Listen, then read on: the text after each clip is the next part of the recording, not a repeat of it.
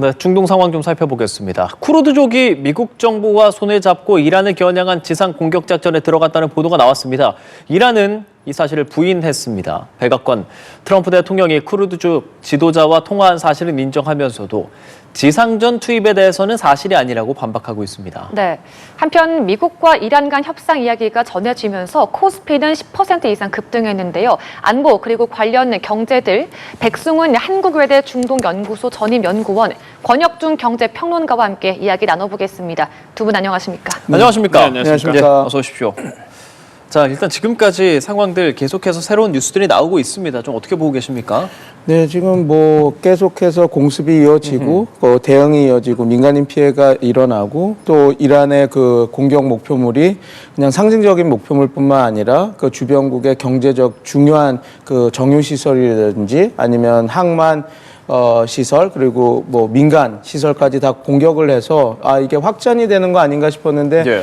저는 그때까지만 해도 그래도 확전의 유인보다는 그렇게 길게 가지 않을 것이다라고 얘기했는데 오늘 이야기 나오는 건 조금 제가 우려했던 부분을 지금 건드리고 있습니다. 뭐 저는 민중봉기가 일어나지 않는 한 지상군 파견을 하지 않을 것이다라고 얘기를 했었는데 저는 이 카드를 과연 쓸까 말까 했는데 이제 그 이란 내 다수의 소수민족들을 분리 무장시켜서 이제 거기서 이제 치열하게 그 혼돈의 상태를 만드는 그런 식으로 이렇게 가는 모습을 보여서 지금 걱정입니다. 그래서 지금 뭐 앞으로 이야기를 하면서 더 이야기를 나누겠지만 지금 쿠르드족을 이용한다 그러는데 이게 단순히 쿠르드 문제만이 아니거든요. 그 이란에는 아제리든 다양한 소수민족이 있습니다. 그러면 소수민족 중에 자기네들이 독립을 원하는 사람들이 있다고 한다면 이 쿠르드를 지원함으로써 그 연쇄 효과로 여기에서 다 일어나서 무장봉기를 할 수 있게 만들겠다 이런 거죠. 근데 저는 이게 문제점이 다분히 있는 그 군사작전이고 만약에 이렇게 된다고 하면 이란은 상당 수준 그 소요 사태에 있을 거고 미국은 만약에 진짜 미국이 이런 일들을 한다면 본인들이 직접 가서 책임을 좀 져줘야 되는 거거든요. 근데 만약에 그냥 단순히 봉기만 시키고 별로 그렇게 크게 개입을 하지 않는다라고 한다면 이거는 또 다른 또 이 사태가 또 다른 국면으로 들어가기 때문에 내전 국면으로 들어가기 때문에 이게 어떻게 흐를까 좀 저희가 지켜봐야 될 부분인 것 같습니다. 이게 사실 미국에서 지상군을 투입하느냐의 문제로 원래 이야기가 됐었었는데 이제 쿠르드족에 대한 이야기가 나오잖아요.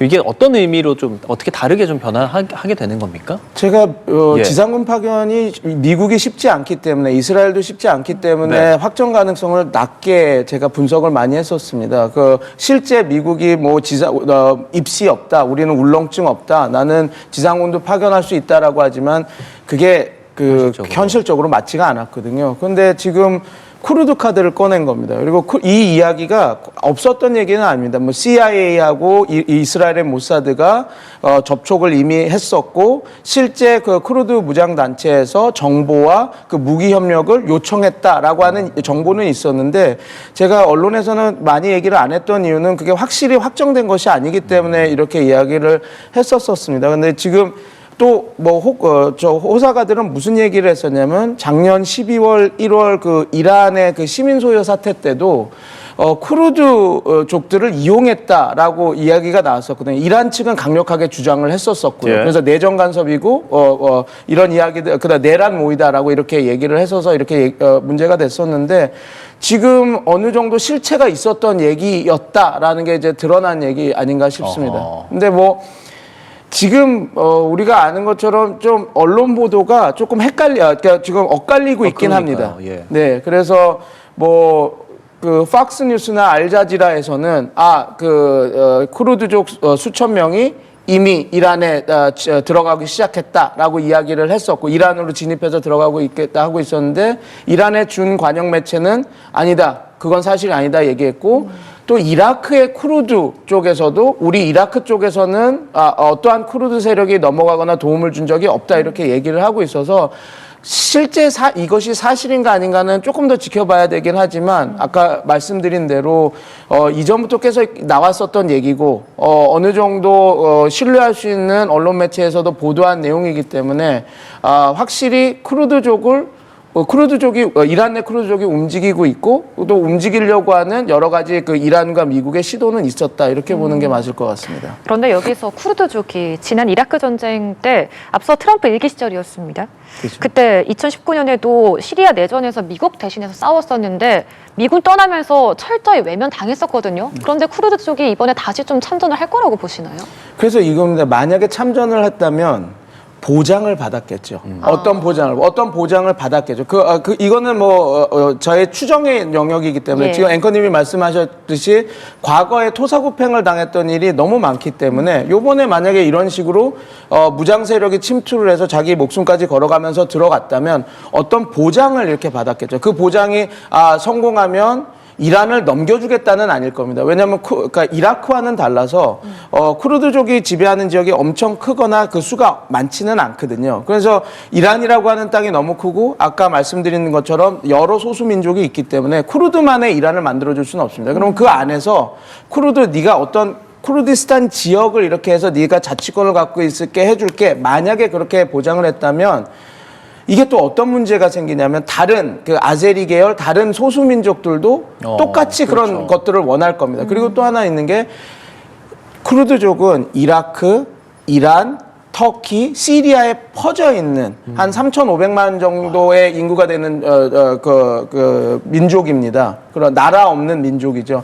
다들 독립을 원하고 있고 이라크의 통합에도 가장 큰 문제가 되는 게 쿠르드는 쿠르디스탄이라고 자기네들을 독립하려고 이렇게 원합니다. 제가 유학 생활할 때도 이라크인들이었는데 본인들이 난 쿠르디스탄이야 이런 얘기를 하는 애들이 있었거든요. 그럼 나중에 그런 나라가 없는데 하고 알아보면 다 이라크인임에도 불구하고 나는 쿠르드라고 하는 그 독립에 대한 의지가 엄청 강했거든요. 자기 언어도 있고.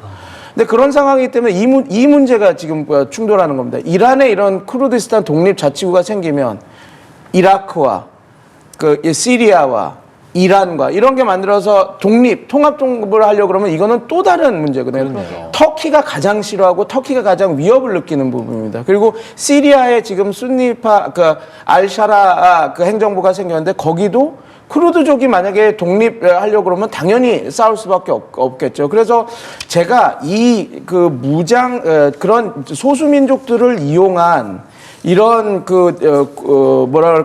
지상전을 돌입하는 거는 할 수도 있지만 이런 문제점 때문에 미국이 그렇게까지 가진 않을 것이다라고 했는데 지금 그런 움직임이 보이고 있어서 좀 이 부분이 가장 큰 걱정이 됩니다. 이거는 그냥 단순히 그냥 지상전이 돼서 확전이 되는 게 아니라 내전이 또 만들어질 수 있는 환경이 되는 거거든요. 그리고 참여국은 터키, 인접국가 이라크, 시리아까지 이렇게 될 수 있는 부분이 있어서 이거는 근데 이 전쟁과는 또 다른 차원의 문이 열리는 거라서 저도 이걸 보면서 좀 많은 걱정이 된 상황이었습니다. 오늘 아침에 뉴스들을 보고요. 예, 가장 최근의 뉴스들에 대해서 좀 이야기를 들어봤습니다. 경제적인 부분 잠깐 짚고 또 이야기 나눠볼 텐데요.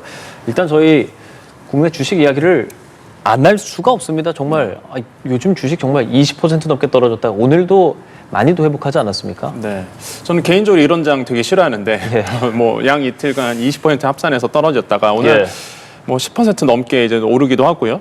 이렇게 조정이 나왔다가 다시 회복되고 있는데 그런 이유를 좀 본다 그러면 역시나 이제 유가가 어느 정도 안정이 되고 있다라는 이제는 시장에 이제 목소리가 나오다 보니까 이게 영향을 주는 것 같습니다.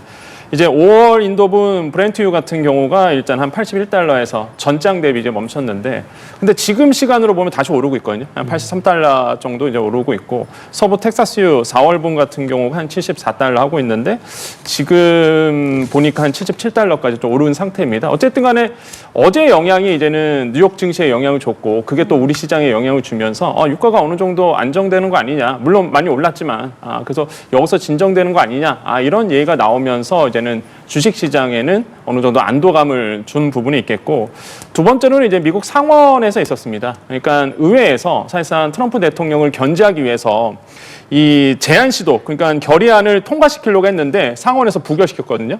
그러니까 이게 또 하나의 아이러닉하게도 지금 한전 전쟁 중인데 의회가 갑자기 제동을 걸 수도 있다, 이런 불안감이 있었는데 이게 해소가 된 거예요. 또 하나가 불확실성이. 그래서 이게 또 어느 정도 뉴욕에 또 반영을 줬습니다. 이것도 좀 아이러닉하죠. 이제 또 하나가 이제 협상에 대한 이슈들. 그러니까 지금 물밑 협상이 있는 거 아니냐. 그러면 전쟁이 빨리 끝나지 않겠느냐. 이런 어떤 심리도 투자자들에게 영향을 좀 줬고 마지막으로 이제는 뉴욕에서 이제 민간 고용이 생각보다 잘 나왔습니다. 그래서 이게 전월 대비해서 한 6만 3천 명 정도 더 늘어났다라고 이게 지표가 발표가 됐는데 미국 경제 나쁘지 않다. 이런 예가 나오면서 이제 뉴욕 증시에 훈풍을 줬고 또 무엇보다 기술주에 대한 기대감이 더더욱 또 높아지면서 그러다 보니 이제 이런 분위기가 우리 시장에 또 영향을 줬고요. 어제 엄청 많이 빠졌기 때문에 또 반대로 해서 매수하시는 분들이 더더욱 많아졌다 해서 심리가 어느 정도 회복이 되고 있는 상황이다. 하지만 상황은 미지수다. 왜? 유가가 다시 한번 또 움직일 수 있거든요. 그렇기 때문에 안심하긴 이르다. 이렇게 평가해 봅니다.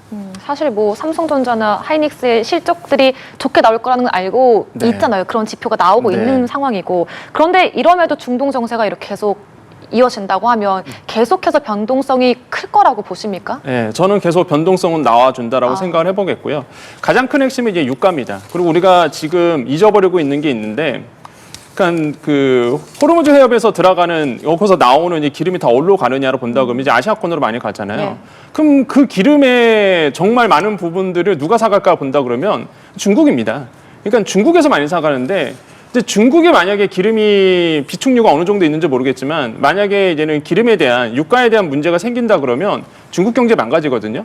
물론 그래서 오늘 이제 중국에서 이슈가 나왔던 것이 경제 개발에 대한 이 발표를 했죠. 그러다 보니까 이것도 또 시장에서 반응을 얻고 있지만 중국 경제가 망가질 수 있다라는 거예요. 그렇게 된다 그러면 우리나라 하나의 수출국 하나가 또 마이너스로 돌아설 수도 있습니다. 그렇기 때문에 저는 이런 부분까지도 우리가 지금 염두에 둬야 된다는 거죠. 그래서 뭐 유가가 다시 한번 안정이 된다더라, 환율이 떨어진다더라. 그래서 안심하기 좀 이르다라고 좀 생각을 하고 있고. 그래서 지금 이런 부분도 봐야 되겠고, 또 하나가 그 오늘 이제 또 소식이 계속 나오고 있는데. 우리가 지금 반도체 호조 같은 경우가 또 하나의 축이 뭐냐면 이제 중동 쪽에서 이 반도체에 대한 소버린 AI죠. 이런 어떤 AI 쪽의 니즈가 중동 쪽에서 있기 때문에 또 그게 또 탄력을 받았던 부분이 있거든요. 예. 근데 지금 오늘 이제 외신에서 뭐를 보도하고 있냐면 이거 좀 문제가 생길 수 있다. 그러니까 우리가 중동 쪽으로 많이 반도체나 AI를 수출하려고 했는데 지금 중동 정세가 너무 불확실성이 크다 보니까 요게 하나의 카드가 또 없어질 수 있다는 얘기가 나와요. 그러면 이 매출에 또 영향을 줄 수 있다라는 거죠. 그래서 단순히 이게 지금 삼성전자나 SK하이닉스의 합산 영업이익이 뭐 증권에서 발표한 것처럼 굉장히 뭐 300조 원이 넘어갈 수 있다. 뭐 맥켄지 같은 경우는 500조 원이 넘어갈 수 있다. 이런 거는 중동 전세가 일어나기 전이었고 이제는 좀 다른 지표들이 아마 나올 수도 있기 때문에 뭐 안심하기에는 좀 이런 상황이다. 그래서 지표를 잘 보고 뉴스에 나오는 헤드라인을 잘 보고 이제 판단하시는 것이 굉장히 좀 중요할 것 같습니다. 예. 자, 그리고 원달러 환율은 좀 어떻습니까? 환율 자체는 좀 어느 정도 좀 안정이 됐습니다. 왜 그러냐면 일단 달러에 대한 강세가 조금 줄어들었습니다. 그동안 이제는 안전자산 선호 심리 때문에 달러에 대한 선호가 굉장히 많았고요. 특히 이제 국제적인 흐름을 보니까 중동 쪽에서 달러를 많이 샀더라고요. 그러니까 불확실성이 크다 보니까 달러 수요가 굉장히 많았는데 달러가 당연히 수요가 많다 보고 가치가 높다 보니까 원화 가치가 떨어졌었거든요. 근데 지난 간밤에 보면은 달러 가치가 좀 떨어지다 보니까 원화의 가치가 이제는 좀 올라섰던 부분. 그래서 환율이 어느 정도 소폭 하락했던 부분이 있습니다. 하지만 아직도 이제는 환율 같은 경우는 아직도 높은 상태이고 이것도 이제는 미지수가 남아있기 때문에 또 이것도 안심하기 좀 이르다. 그리고 환율에 영향을 미치는 게 우리나라의 물가에 크게 또 영향을 줄 수밖에 없고 또 우리는 기름을 다 달러 주고 사오는데 그래서 이제는 유가에도 영향을 줄 수 있기 때문에 이런 부분도 우리가 좀 체크를 해줘야 되겠고요. 그래서 이제는 정부도 나서고 있습니다. 외환 시장에 대한 불확실성을 없애기 위해서 모니터링 강화하고 있고 이 부분에 대해서도 계속적으로 관리를 하고 있다라고 말씀드릴 수 있습니다. 예. 그리고 또 하나 보도에 따르면요. 미국과 이스라엘이 이란을 공격한 다음 날입니다. 이란 정보 당국이 제3국을 통해서 미 중앙정보 그러니까 CIA에게 물밑 접촉을 했다. 그러니까 전쟁 좀 종식하자라는 그런 논의를 했다라는 보도가 있긴 한데 근데 관련해서는 또 어떤 논평도 응하지 않고 거부도 하고 있는 상황이어서 이게 진짜 사실인 것인가 어떻게 생각해야 될까요? 예, 지금 말씀해 주신 대로 뭐 이런 얘기가 나왔었죠. 이란의 정보부가 미국 CIA 3자를 통해서 미국 CIA 정보부에게 우리 이제 타협에 들어가자, 이제 협상에 들어가자 이렇게 이야기했다라는 그 보도들이 나왔는데요. 일단은 이란의 준관영 매체인 타스남에서는 보도를 부인했습니다. 그리고 말씀해 주신 대로 CIA와 백악관은 어떠한 일체 이야기도 하지 않고 있고요. 뭐 아니다라고 부인은 하지는 않았습니다만 이야기는 하지 않았습니다. 근데 이거를 어떻게 보면 전면 협상이라기보다는 저는 일종의 탐색전이라고 보면 될 것 같습니다. 보통 이런 전쟁이 격화될 때 항상 이런 시그널을 이제 던지는 거거든요. 이러면서 하나의 잽을 넘기면서 그 잽을 날리면서 그 상대방이 이 협상에 의지가 있는지 그런 의지가 있는지 알아보는 것으로 보면 될 것 같습니다. 그러나 이러한 신호가 지금 상황에서는 정치적 결단이나 그런 또 다른 단계로 넘어가기에는 조금은 좀 어려워 보입니다. 네. 예. 그러면 얼마나 이 군사작전이 갈 것인가. 국방장관이 발언은 뭐 8주 될 수도 있고 3주 될 수도 있다. 계속 이런 얘기합니다. 저희가 경제적인 것도 앞서 지금 다루면서 이야기 함께하고 있지만 지금 경제, 뭐 안보 다양한 측면에서 과연 이게 얼마나 갈까를 가장 중요하게 보고 있지 않습니까? 네.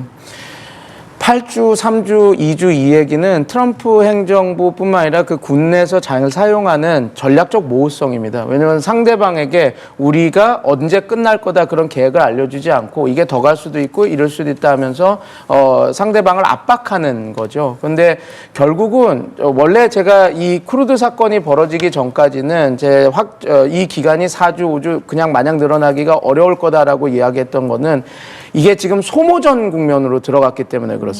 그러니까 양측이 다 그렇습니다. 그러니까 이란 입장에서는 지금 한 1000기의 탄도미사일과 드론 병력이 있다라고 하는데 이 1000기를 마냥 사용할 수 있는 건 아니거든요. 그 말은 1000기의 그 탄도미사일이 줄어들수록 이란은 협상력이 점점점 떨어집니다. 그렇죠. 그렇게 되면 그 전에 미국과 협상을 해야지 그나마 나은 자기네들이 가질 수 있는 나은 협상안을 들이밀 수 있는 거거든요.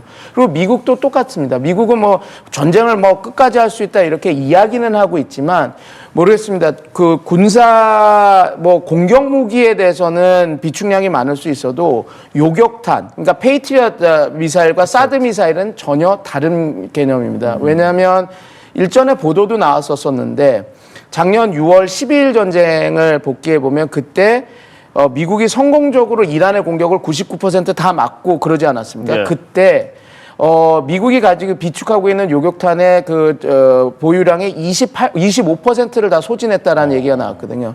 이 요격탄의 생산량을 봐도 1년 생산량을 봐도 지금 이란이 1000기 있으니까 미국도 1000기만 갖고 있으면 되지 않습니까? 아닙니다. 왜냐하면 요격하려면 그 배에 되는 미사일이 그렇죠. 필요하거든요. 파편도 맞춰야 되고 이렇게 하기 때문에요. 그래서 트럼프 행정부가 지금 끝까지 얘기하고 우리가 그래서 이 얘기도 하지 않습니까? 백악관 대변인이 나와서 우리가 알려지지 않은 비밀의 무슨 화수분처럼 비축량이 있다라고 얘기를 하는데 일부 전문가들은 그거에 대해서 조금 회의적인 얘기를 많이 해요. 그래서 지금 소모전으로 지금 가고 있어서 저는 이 전쟁이 8주, 9주 이렇게 끌 수는 없을 것이다 라고.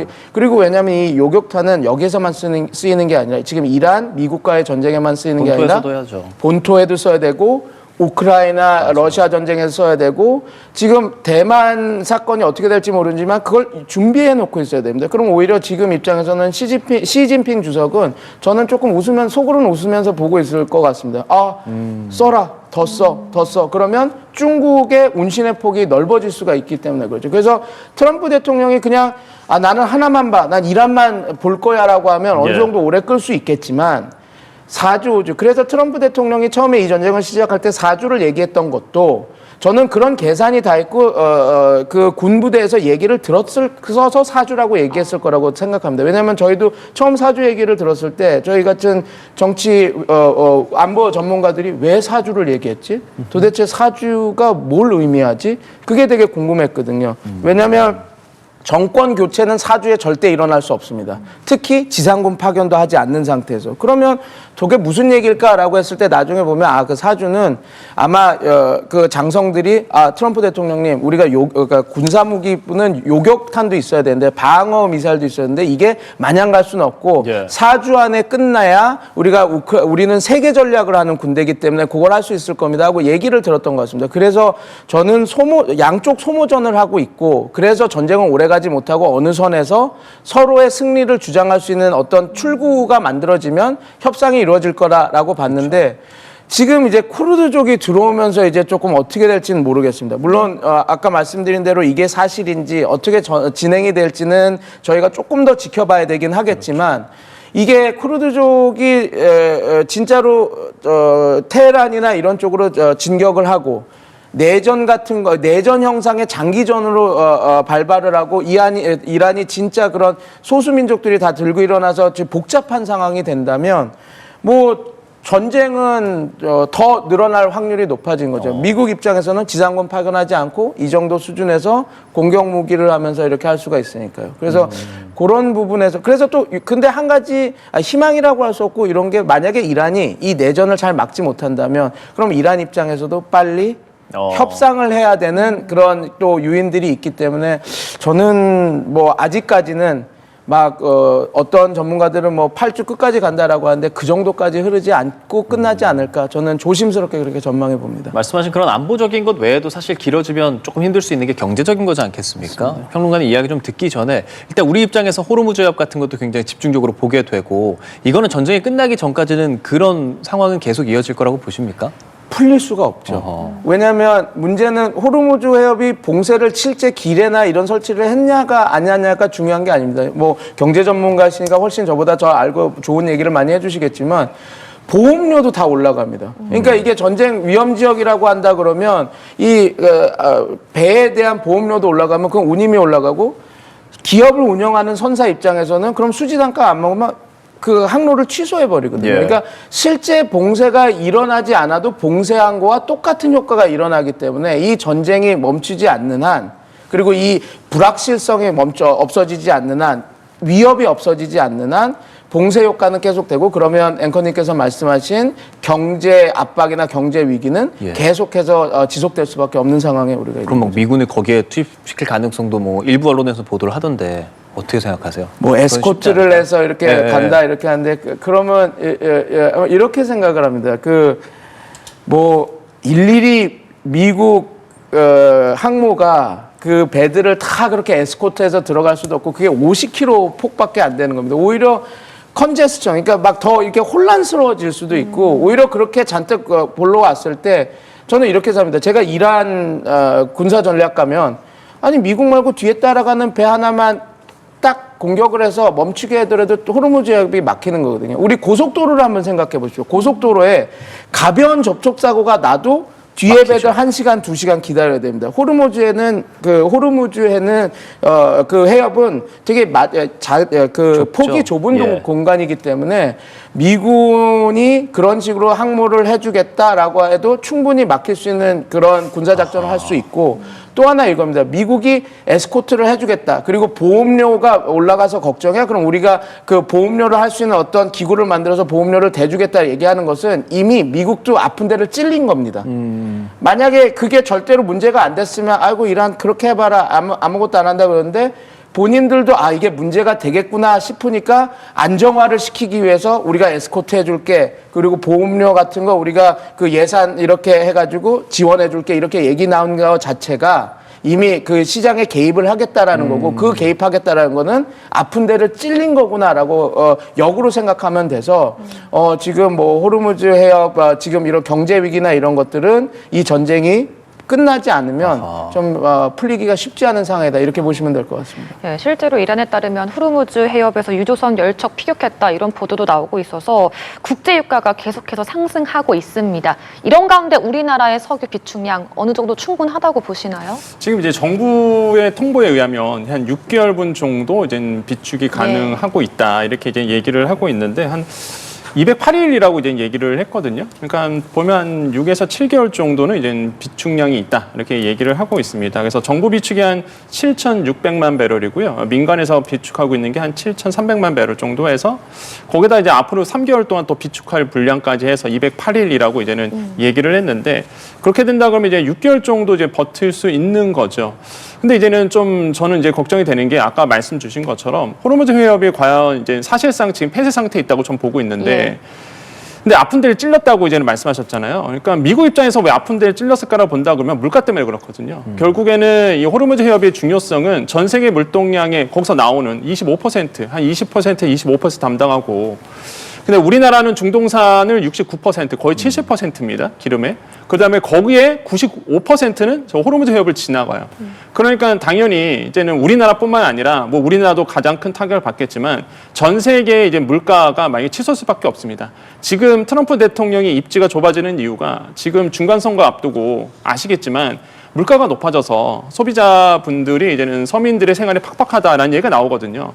그러니까 이런 거를 이제는 콕콕 찌르고 있는 거죠. 그래서 이런 것들이 이제 고민이 필요한 부분이겠고 우리나라도 마찬가지죠. 예. 만약에 호르무즈 해협에 대한 봉쇄가 장기화된다 그러면 당연히 이제 비축유에 대한 부담이 이제 높아질 수밖에 없는 부분입니다. 그래서 이런 것들도 우리가 고민해 봐야 돼서 저는 그래서 가장 큰 핵심이 이런 거 봐요. 호르무즈 해협이 과연 사실상 폐쇄 상태가 언제 풀릴 수 있느냐라는 네. 거죠. 예, 이런 점들이 저는 가장 큰 우려스러운 부분이고 만약에 이게 장기화된다 그러면 유가는 다시 치솟을 거고 비축유에 대한 불안감은 분명히 있을 거고 이런 것들이 좀 시장에서 큰 영향을 줄 수도 있다 이렇게 생각해 봅니다. 말씀하신 그 비축유가 한 뭐 200일 이상 정도라고 이야기는 하는데 네. 그 정도 기간 동안 뭐 물론 지금 이야기 들었을 때 전쟁이 길어지질 않을 것처럼도 네. 보이기는 하지만 그 비축유의 양이 줄어든다는 건 경제에 계속해서 타격이 갈 수밖에 없는 상황인 거죠. 그렇죠. 일단 국제에너지기구는 91분을 이제는 권장하고 있거든요. 그거에 대비해서 보면 충분하죠. 우리 같은 경우에는. 우리는 한 200일 그리고 이상이라고 하니까요. 예, 비축유 같은 경우에는 순위로 따진다 그러면 세계 한 6위 정도 됩니다. 그래서 비축유에 대해서 이제 불안감은 없어도 된다라고 좀 말씀을 드리겠는데 이제 다만 아까 말씀드린 것처럼 이게 장기화될 때가 이제 문제라는 거죠. 그래서 우리가 보통 많은 분들이 그럼 비축유는 어떻게 계산되느냐 이런 예, 걸 정말 많이 궁금해요. 예, 물어보시는데 그냥 이런 거예요. 그냥 석유 비축 총량에서 이제 작년도에 우리가 그 순수입했던 거, 그러니까 수입과 수출을 뺀 게 순수입이죠. 한마디로 이제 하루에 얼마 정도 쓰느냐. 수입은 다 쓰는 거니까 우리나라가. 이거에 대해서 이제 비율입니다. 그러다 보니까 이 비율을 가지고 비축 일수를 이제 계산하게 되는 거고 한 이게 208일 정도가 이제 나오고 있는 거죠. 이런 점들 봤을 때 이제는 많은 분들이 좀 우려감이 좀 덜 하고 있다라고 보여지는데 근데 아까 저 잠깐 계속 강조드리지만은 이거는 우리의 이제 비축량인 거고요. 예. 과거의 사례를 본다 그러면 그 바이든 대통령 때요. 그때 이제는 국제 정서, 유가가 높아지다 보니까 우리나라 쪽으로 비축유 좀 풀라고 요구한 적이 있었거든요. 일본과 우리나라. 그때 한번 풀었었어요. 그래서 모르죠. 또 트럼프 대통령이 그런 요구를 할 수도 있는 거고. 그러다 보니까 이런 부분도 좀 신경을 써야 되는 부분이 있다. 그래서 마냥 안심하고 있을 부분은 좀 아니다. 이렇게 생각해 봅니다. 네, 이 유가가 어디까지 치솟을까? 이것이 가장 우리 사람들에게는 불안 심리로 작용하는 것인데 이런 심리를 악용해서 유류 가격을 기습적으로 올린 주유소들에게 정부가 엄정 대응하겠다라고 밝혔습니다. 지금 벌써부터 저가 주유소에는 뭐 승용차, 화물차 다 줄을 서가지고 기다리고 있다고 하는데 어느 정도인가요? 제가 어제 연합뉴스 와서 얘기했던 예. 게 아마 정부가 관리 나설 거다. 이렇게 말씀드렸었죠. 왜 그러냐면 말이 안 돼요, 사실. 왜냐하면 이제 국제 유가가 오른다 그러면 한 2, 3주차 차이를 두고 우리나라의 소매 시장에 영향을 주거든요. 근데 어떻게 단 하루 만에 이렇게 유가, 기름값이 높아지느냐라고 봤을 때 제가 봤을 때는 이제는 주유소들 소매 시장에 이제는 약간 그 욕심이다라고 이제 말씀을 드렸었죠. 이때다 싶었을 수도 이때다 있으니까. 싶죠. 예. 왜냐하면은 가수요가 붙거든요. 일단 소비자들 입장에서 보면 기름값이 더 높아질 거야. 그러면 일단 가수요가 붙어서 먼저 기름을 넣기 시작합니다.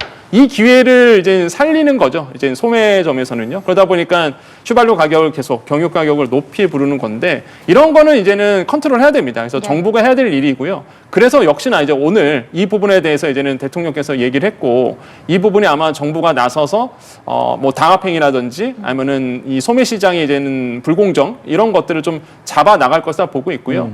환율도 영향을 줘요. 근데 환율 같은 경우에는 바로 영향을 주지 않습니다. 영향을 주긴 주대. 왜냐하면 우리나라는 이 원유를 사올 때 가격은 싱가포르 현물 가격으로 사오거든요. 예, 거기서 사오는 건데 그럼 이게 아무리 환율이 높아졌다 하더라도 보통 보면은 수일 내에 적용이 되거든요. 단 하루 만에 적용되진 않아요. 근데 단 하루 만에 가격이 높아졌기 때문에 제가 봤을 때는 좀 소매점에서의 어떤 욕심이 너무 과했다 이렇게 보고 이게 좀 컨트롤이 돼야 되는 부분. 분명히 제가 봤을 때는 기름값 내려갈 것 같습니다. 오늘 이제 대통령께서 얘기했기 때문에 아마 소매점에서도 아마 어느 정도 부분에 대해서 조정이 일어나지 않을까 저는 이제는 내다보고 있습니다. 오늘 끝나고 제 주유 만땅하려고 그랬는데 잠시 참아야 될 수도 있겠습니다. 자, 베선트 재무장관은 일단 관련해서 유가 관련 조만간 계획을 밝히겠다라고도 밝힌 상황입니다. 자, 그래서 이제 이 전쟁이 어떻게 흘러갈 것이냐 그리고 이란이 다음에 어떻게 할 것이냐 결국엔 후계자에 대한 이야기를 하게 되는데 트럼프 대통령은 지도자 하고 싶은 사람 다 죽이겠다. 죽이겠다. 언제든지 그렇죠. 예. 올라와라. 근데 또 하메네이가 갔는데 또 하메네이 이야기가 나오잖아요. 이런 부분들은 전문가로서 어떻게 보고 계십니까? 지금 되게 복잡하게 됐죠. 그러니까 트럼프 대통령도 웃긴 말을 하지 않았습니까? 우리가 나는 다음 차기 리더로 생각했던 사람들이 있다. 그런데 그는 죽었다. 예. 뭐 이런 얘기하니까 이게 말인지 뭔지 이런 생각이 들었는데, 그러니까 뭐 그렇지 않습니까? 뭐 하여튼 뭐 근데 예, 이런 예. 생각이 좀 듭니다. 그래서 지금 원래는 모스타바 카메네이가 최고 지도자로 될 거라고 아무도 생각하지 않았습니다. 왜냐하면 이란 혁명이라고 하는 것이 왕위를 철폐하기 위해서 했던 혁명이거든요. 반정부적이고 반왕정이고 그리고 민주주의지 물론 신정 민주주의지만 어떤 민주주의성을 갖고 했던 혁명인데 하메네이가 죽고 하메네이의 둘째 아들을 세습을 한다? 그게 어떻게 보면 혁명 서사 전혀 맞지 않거든요. 그래서 그러니까요. 모스타바라고 하는 인물이 흑막에 있었던 공식 직책형 리더는 아니었습니다. 단 한 번도 공식 직책을 받아본 적이 없는 사람입니다. 그런데 소위 우리가 이야기하는 그 치안, 안보, 정보 담당의 그 네트워크 안에서 흑막으로서 실세로서 그 정권, 그 다음에 시스템 체제 안정을 위해서 많은 권한을 행사했던 사람으로 우리가 알고 있었거든요. 그래서 워낙 권한이 셌던 사람이니까 하메네이가 죽고 나면 그리고 그런 모든 시스템을 잘 알고 있으니까 그 통제를 위해서 하메네이가 모스타바라는 그 찬함을 시킬 거다라고 이렇게 얘기했지만 모든 전문가들이 그렇게 되면 혁명소사가 무너지기 때문에 그러진 않을 거다. 그리고 그런 이야기들이 많았습니다. 오히려 반대로 조금 지금같이 흑막에서 다른 최고 지도자가 있고 보좌하면서 갈 거다라고 했는데 하메네이가 사살되면서 좀 약간 상황이 바뀐 겁니다. 그러니까 하메네이가 죽고 나서 그냥 지금 모스타바 하메네이는 아버지도 죽었고 부인도 죽었고 자식들도 다 죽은 아주 어떤 그런 억압을 받는 리더가 된 겁니다. 그게 그러면 이게 제가 뭐 이런 신앙관이나 세계관을 이런 사회과학적인 분석을 할 때 얘기하는 건 별로 좋아하지 않는데 어떤 서사가 있냐면 순니 시아파가 나뉘어 있는데 시아파는 소위 말해서 4대 칼리파인 알리라고 하는 사람들을 믿는 시아 알리 하면 알리를 신봉하는 자들인데 알리를 신봉하는 사람들입니다. 그러면 거기서 그 시아파들이 가장 가슴 아프게 생각하는 사건이 뭐냐면 그 알리라고 하는 자식들이 후세인입니다. 후세인인데 이들이 지금 가문으로 있을 때 순니파에서는 이 알리 가문이 권력의 위협이 되니까 카르발라라는 곳에서 다 학살을 해버리거든요. 그래서 이란에 가면 시아파들이 가장 기리는 행사가 있습니다. 아슈라 축제라고 해서 뭐 아마 보신 분들도 있을 겁니다. 자기가 채찍을 막 몸을 때리면서 막 피를 내면서 하는 행사가 있거든요. 그러니까 과거에 그 수도원의 성직자들이 뭐 예수 그리스도의 죽음을 나도 같이 하겠다. 그 십자가의 고난을 하기 위해서 자기가 이렇게 하듯이 똑같은 그런 게 있는데 그것은 그 카르발라 참극 알리의 그 가문을 지켜주지 못했던 자기들을 참회하는 그런 운동이거든요. 그 서사가 있는데 지금 그 모스타바가 아버지도 죽고 가족이 모든 가족이 몰살당한 그 서사가 들어가면서 조금 최고 지도자가 할 수 있는 진입 장벽이 또 낮아진 겁니다. 그리고 이제 권력 차원에서는 이런 면도 있죠. 트럼프가 카메네이를 축출하면서 자 봤지? 니네들이 최고 지도자라고 37년 벌벌 떨면서 받들었던 사람도 내가 한순간에 죽일 수 있어 라고 딱 했던데 이란 입장에서는 이런 모습을 보여줘야죠. 아니 우리는 끝까지 항전할 거야. 하메네이는 죽었지만 하메니의 아들이 우리가 그 유지를 얻들어서 갈 거야 라고 하는 그런 어떻게 보면 국민들도 그런 지금 카메네이를 비판했던 세력들도 지금 이렇게 억압받는 상황에서는 그리고 외부에서 이렇게 자신들의 국가의 안보가 위협되는 데서는 어떤 하나의 그 구심점 역할을 할 수 있는 거거든요. 그러니까 그런 것들이 만들어지면서 이제 그 최고 지도자로서 이렇게 갈 거다 하고 이런 이야기들이 지금 나오고 있죠. 뭐 선정이 됐다 안 됐다는 조금 더 봐야 될 것 같아요. 저는 선정이 된 것 같긴 하지만 이제 그런 상황이 지금 벌어졌다라고 보시면 될 것 같습니다. 모스타바 카메네이가 어떻게 왜 그 혁명 서사와는 다른데 도대체 어떤 서사가 새로 만들어져서 이렇게 최고 지도자로 갔는지를 이렇게 이해해 보시려면 지금 말씀드린 걸 좀 보시면 이해할 수 있을 것 같습니다. 예, 그런데 이제 트럼프 대통령이 차기 지도자 다 죽이겠다라고 말한 상황에서 모스타바는 아무래도 암살 위협에 대해서 좀 고려하지 않을 수가 없을 텐데 앞으로 그럼 협상을 하게 될까 아니면 계속 강경하게 나아갈까 할까 이런 부분 좀 고민되지 않을까요? 저는 모스타바가 되든 다른 뭐 온건파가 되든 온건파 그 성직자는 물망에 올라와 있지는 않았지만 행동 패턴, 그러니까 선택지가 거의 없습니다. 누가 되든 강경파가 되든 진보파가 되든. 왜냐하면 지금 상황에서는 어찌됐건 자기네들이 받는 공격을 멈춰야 됩니다. 지금 이제 거의 국가 멸망 수준으로 가기 때문에 이게 위장 전략이든 어떤지는 몰라도 어느 정도 항전 의지를 세게 보이기는 하겠지만 그건 그래야지 억지가 되니까요. 그리고 자국민도 다독일 수 있고. 근데 그걸 하면서 협상을 생각해야 됩니다. 그리고 왜 협상을 해야 되느냐?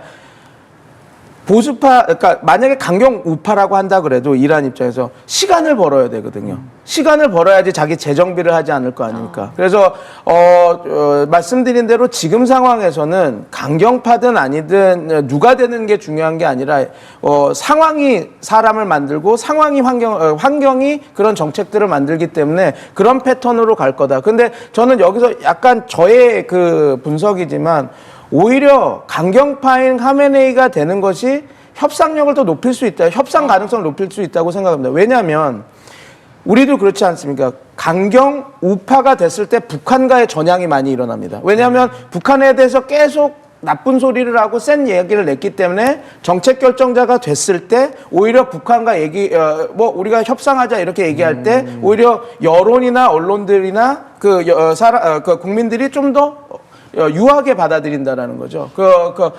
그래서 반대도 똑같습니다. 일본과의 관계 개선도 우파가 할 때보다는 우리 좌파가 할 때가 더 좀 그런 가능성이 좌파 정부가 됐을 때 높아지니까요.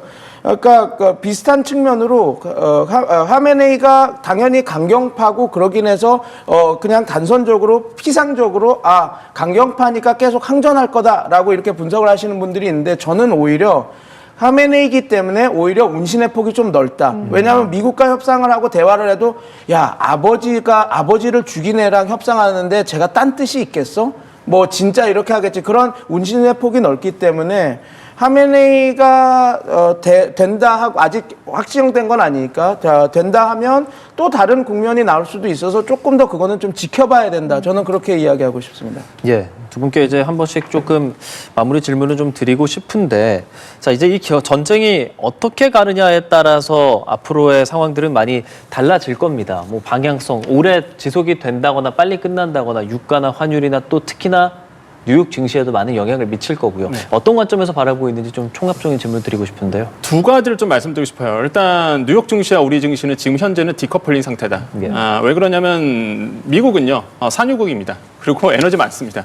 근데 우리는 사실 산유국도 아니고 에너지를 다 수입하는 입장이기 때문에 미국과 우리 입장이 전혀 다르다라는 거죠. 그렇기 때문에 미국 주가가 좋다고 해서 우리 주가가 꼭 좋다고 말할 수는 없다라고 말씀드리겠고요. 또한 두 번째로는 과거의 중동 상태와 지금 중동 상태는 완전 다릅니다. 왜 그러냐면 호르무즈 해협이 실제로 봉쇄 당하느냐 안 당하는데 지금 상황은 실제적으로 사실상 봉쇄 당하고 있거든요. 예. 이게 과거와 엄청 다르죠. 그러다 보니 유가에 대한 것에서 상당히 장기적으로 끌고 갈 수가 있다라는 거고 또 하나는 저는 가장 지금 궁금한 게 확인하고 싶은 게 이란이 계속 미사일을 쏘는데 기반 시설은 어느 정도 붕괴가 됐는가가 저는 가장 궁금해요. 그러니까 걸프만 지역에 있는 이웃 국가의 유조라든지 아니면은 그 시설, 기반 시설이 어느 정도 파괴가 됐지? 이게 가장 외신도 그래요. 지금 데이터가 좀 나와줘야 된다 그래서 만약에 이게 생각보다 더 많이 파괴가 됐다라고 본다 그러면 상당한 시간이 오래 걸 수도 있다라는 거예요. 그래서 저는 이런 데이터도 좀 지금 나와줘야 된다. 이게 확인된 다음에서야 사실상 우리 주가의 방향을 좀 알 수 있는 거다라고 보고 있기 때문에 이 두 가지 측면에서 본다 그러면 아직 우리가 안심하긴 이르고 불확실성은 여전히 남아있고 특히 AI 쪽에 영향을 줄 수 있는 영향은 아직도 이제 미수가 남아있기 때문에 저는 좀 주의하자 이런 쪽에서 좀 말씀드리고 싶습니다. 근데 미국 입장에서는 이게 길어지면 오히려 뭐 원유 수출이나 무기 이런 쪽에서 긍정적으로 볼 수도 있다라는 보도도 있던데 그건 어떻게 생각하세요? 저는 그거에 그렇지 반대하고 있습니다. 왜냐하면 그게 말이 안 된다는 게 미국 경제가 같이 망가지거든요. 왜 그러냐면 아시겠지만 미국 경제가 그동안 물가를 잠졌던 이유가 우리나라나 아니면은 뭐 중국에서 싼 물건이 흘러갔기 때문에 그래요. 물론 뭐 중국 같은 경우는 관세 때문에 지금 많이 막혀 있지만 그래도 공산품 같은 경우에도 싼 물건이 미국으로 흘러갔기 때문에 사실상 물가가 안정이 됐던 이유였는데 만약에 이런 사태가 장기화되고 중국이나 우리나라나 생산 기반에 문제가 생긴다 그러면 유가 때문에 당연히 인플레이션이 옵니다.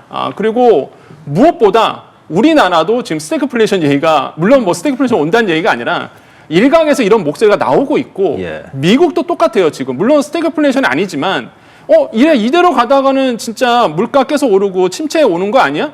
이런 얘기가 솔솔 나오고 있거든요. 그러니까 미국 경제가 압박을 받습니다. 그래서 뭐 일각에서 얘기하는 것처럼 오히려 뭐 방산에 대한 미국에 대한 기술이 더 이전이 되고 방산 기술 더 수출도 많이 되고 이런 거 아니냐라고 봤을 때 아니 기반 시설이 무너지고 경제가 무너지기 때문에 저는 미국도 절대 방어하지 않는다. 그렇기 때문에 교수님 말씀하신 것처럼 아마 빨리 끝내야 될 것 같다라는 생각 아마 들 겁니다. 그렇기 때문에 이런 점에서는 역시나 말씀드린 것처럼 오래오래 끌수록 세계 경제는 동일하게 망가지고 특히 아시아권이 더 크게 피해를 받을 수 있기 때문에 제 개인적 생각은 빨리 마무리되는 것이 네. 뭐 우리 경제 입장에서도 투자자 입장에서도 좋은 일이 아닐까 이렇게 보고 있습니다. 예. 그런데 이번 전쟁에서 최대 수혜자는 이스라엘 총리 네타냐후다라는 그런 이야기가 나오고 있습니다. 그러니까 지금 네타냐후 총리는 미국 힘을 빌려서 본인이 중동 그 반이스라엘 진영 제거하고 국내 정치에서도 이득을 보고 있다 이런 이야기가 나오고 있는데 사실인가요? 그런 측면이 있죠. 그런 측면이 많고 그게 실제로 네타냐후 총리가 그걸 의도했는지 아니면 뭐 그냥 부수적인 효과로 그렇게 될 수 있는지 모르지만 그 네타냐후 총리가 최근 그 예산안이 통과가 안 돼서 그 국가 예산안이 통과 안 하면 의회가 해산되고 총리직을 잃을 수도 있는 상황이었거든요. 그런데 이제 지금 이 전쟁이 일어남으로써 좀 지지율도 반등하고 이제 또 생명 연장이 된 부분이 있죠. 그리고 트럼프 대통령이 좀 뜬금이 없었거든요. 왜 지금 이 시점에 예. 이란을 이렇게 공격할까라고 했을 때 그래서 많이 나오는 얘기가 이거는 대분노 경로 뭐 에픽 퓨리라고 하는데 그게 아니라 그 작전명 앱스타인이다라고 호사가 되는 얘기할 정도로 그 내부 이슈를 덮기 위해서 이렇게 한 거다 얘기가 나올 정도로 그 명분이 별로 없었거든요. 그러니까 지금 문제가 되는 게 의회에서도 요구하고 있지 않습니까? 전쟁을 선포한 근거를 대라 했는데 근거를 하나도 못 대고 그 다음에 얘기하는 게 이란의 선거 개입을 얘기를 하고 있거든요. 그래서 다들 좀 벙이 쪘었습니다. 이란이 선거 개입을 했다고 막 이렇게 했다가는 얘기가 되는 상황이 이렇게 벌어졌었는데 그래서 지금 뭐 그것 때문에 네타냐후가 다 이거를 끌고 이게 계획하고 이렇게 했지 않느냐 이렇게 이야기하는 부분들도 있는데 그거는 있을 것 같습니다. 그러니까 그렇게 하면 너무 트럼프 행정부와 미국 정권을 낮게 보는 것이고요. 트럼프 행정부 내에 강경 이란에 대한 적대시하는 세력들이 분명히 있습니다. 그거는 트럼프뿐만 아니라 공화당 미국의 보수주의자들이면 항상 그렇습니다. 그러면 어떻게 생각했냐고 저는 판단을 한다면 지금 이 시점이 이란을 가장 세게 밀고 거의 굴복시킬 수 있는 시점이었다라고 생각을 했기 때문에 그 것을 관점을 두고 요번에 이게 지상군 파견 뭐 정권 교체 그건 모르겠고 일단은 카메네이와 이런 지도부를 다 한번 정리를 하자. 그리고 핵시설 그리고 이란 지금 눈에 가시니 정부가 늘 사용하고 우리를 힘들게 하는 탄도미사일과 드론의 비대칭 전력. 그다음에 그 호르무즈 해협을 막고 이렇게 한다고 하는 계속 귀찮게 구니까 위협이 되니까 그 작전을 하는 해군을 요번에 한번 괴멸시켜야 되겠다라고 하는 그 목적에 의해서 들어간 거라고 봅니다. 그래서 트럼프 행정부가 그냥 트럼프 대통령이 마냥 그 네타냐후에 끌려 들어간 게 아니라 트럼프 행정부 내 매파, 확실히 이란을 적대시하는 부류들이 이 기회에 이란을 한번 확실히 잡자. 이런 생각으로 이게 되지 않았나. 저는 그렇게 생각하고 있습니다. 그럼 마지막으로 지금 발단. 왜 때렸는가 그리고 지금 어떻게 진행되고 있는가 얘기를 했습니다. 어쨌든 미국 입장에서 이스라엘 입장에서 출구 전략을 지금 생각해야 하는데 이거 출구 전략 회의적이라는 보도들도 많이 나오고 말이죠. 어떻게 생각하십니까? 저는 트럼프 대통령이기 때문에 출구 전략이 의외로 빨리 나올 수도 있다고 트럼프 생각합니다. 대통령이라면 왜냐하면 저희 작년 6월 12일 전쟁을 생각해 보십시오. 전쟁을 12일 하고 엄청 정권을 교체하겠다 식으로 하고 한 번도 사용 안 됐던 GUB 그 57 벙커버스터 폭탄까지 쓰면서 다 공격을 하지 않았습니까? 그리고 나올 때 뭐라고 했냐면 우리는 승리했다. 이란의 핵은 불능화가 됐다라고 얘기했습니다. 근데 요번에 전쟁을 시작할 때 이란의 핵을 불능화하기 위해서 그래서 불능화를 한번 또 불능화하면 핵을 만드는 건가? 그러니까 360도 돌리는 얘기지 않습니까? 그래서 트럼프 대통령은 그런 식의 이야기를 하기 때문에 요번에도 우리는 완전히 승리했다. 그리고 전리품이 아예 없는 건 아닙니다. 카메네이라고 하는 지도자가 죽었고 지도부가 형해화가 됐고 이란이 갖고 있는 그 전략 무기들이라고 하는 비대칭 전력들이 다 형해화되고 파괴가 됐기 때문에 그런 것들을 얘기하면서 우리는 승리했다고 나올 수도 있는 확률이 있다. 그렇게 보고 있습니다. 예, 알겠습니다. 오늘 중동 전쟁과 관련해서 안보 그리고 경제까지 짚어봤습니다. 백승훈 한국외대 중동연구소 전임 연구원, 권혁중 경제평론가와 함께했습니다. 오늘 말씀 고맙습니다. 고맙습니다. 네, 조심하십시오. 감사합니다.